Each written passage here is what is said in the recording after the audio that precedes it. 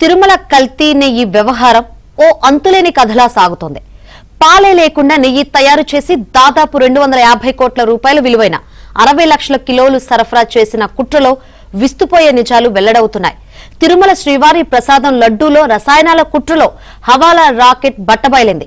కల్తీ చేసిన నెయ్యిని టీటీడీకి అంటగట్టడంలో జరిగిన అక్రమాలను సిబిఐ సిట్ నిగ్గు తేల్చింది.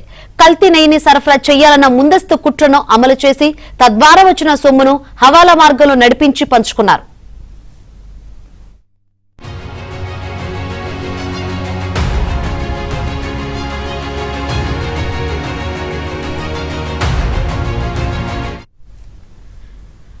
ఢిల్లీ విజయవాడ మీదుగా తిరుపతికి సాగిన హవాలా మార్గంలో తిరుపతిలోని మంగళం దగ్గర ఉన్న ఓ ఇంటికి 20 కోట్ల సొమ్ము చేరింది.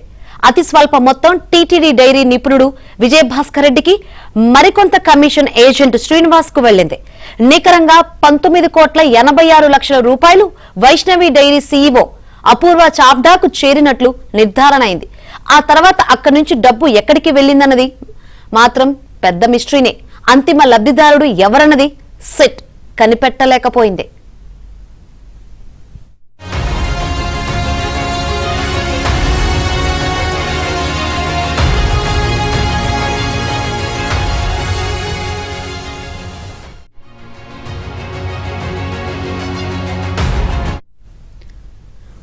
మాఫియా రాకెట్ ను తలదన్నేలా ఈ హవాలా భాగోతం సాగింది. చుక్క పాలు కూడా సేకరించని భోలేబాబా డైరీ తిరుమలకు స్వచ్ఛమైన ఆవు పాల నెయ్యి సరఫరా చేస్తామని టెండర్ దక్కించుకోవడమే ఓ పెద్ద కుట్ర.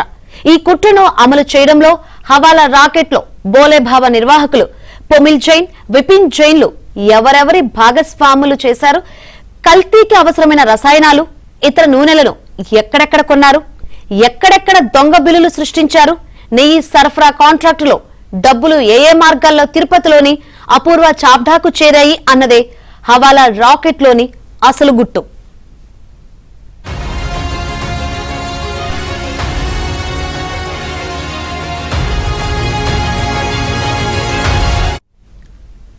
హవాలా రాకెట్ ను భోలేబాబా నిర్వాహకులైన పొమిల్ జైన్, విపిన్ జైన్లు ముందుండి నడిపారు. ఇందులో ఆశీష్ అగర్వాల్ అనే వ్యక్తి కీలకం. ఆయన ఓ హవాలా ఏజెంటు. పాత ఢిల్లీలో చాందినీ చౌక్ లోని కుచా గచీరాంలో ఆయనకు ఓ హవాలా దుకాణం ఉంది. భోలేబాబా నిర్వాహకులు నెయ్యిని ఆశీష్ అగర్వాల్ నుంచి కొన్నట్లుగా తప్పుడు పత్రాలు సృష్టించారు. భోలేబాబా బ్యాంకు ఖాతాల నుంచి ఆశీష్ అగర్వాల్ కు నగదు చెల్లింపులు జరిగాయి. తనకొచ్చిన డబ్బును ఆయన బ్యాంకుల నుంచి విత్డ్రా చేసి హవాలా మార్గంలో వ్యవహారం నడిపించారు. ఆ డబ్బును తొలుత రాధేశ్యామ్ ఓజా నడిపిస్తున్న హవాలా దుకాణంకు చేర్చారు.